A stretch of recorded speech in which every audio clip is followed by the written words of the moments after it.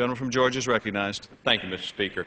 I attempted to offer an amendment to H.R. 3221, the New Direction for Energy Independence, National Security and Consumer Protection Act, to prevent possible waste and maintain appropriate management of our government expenses. The Energy Policy Act of 2005 requires the Secretary of Energy to contract with the National Academy of Public Administration to conduct a study for assessing management practices for research, development, and demonstration programs at the department. My amendment, Mr. Speaker, would simply prohibit funds in the bill to the Advanced Research Projects Agency, or ARPA-E, within the Department of Energy until the study has been completed, and it makes a recommendation that we do establish ARPA-E. However, the Rules Committee would not accommodate my amendment. They refused to make it an order.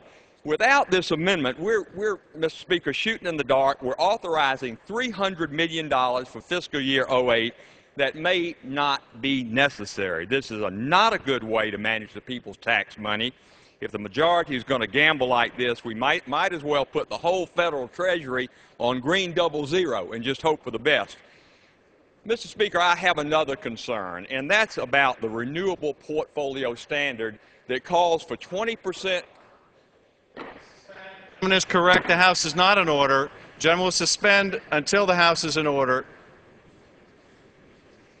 Members, it's going to be a long day as it is. The gentleman is entitled to be heard. Members will remove their conversations from the floor.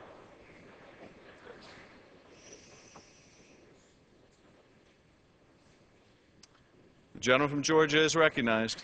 Thank you, Mr. Speaker.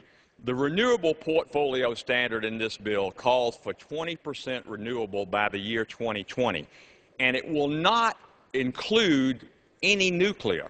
Well, the Southern Company in my district provides about 12 to 15% of their power by nuclear, but yet that cannot be included as a renewable. So we're projecting a wind farm off the coast of Georgia bigger than Cape Wind in Massachusetts, and that would only produce 1% toward this renewable standard. It's almost an impossible standard to meet, Mr. Speaker, if you do not let us include nuclear as a renewable source, which surely it is.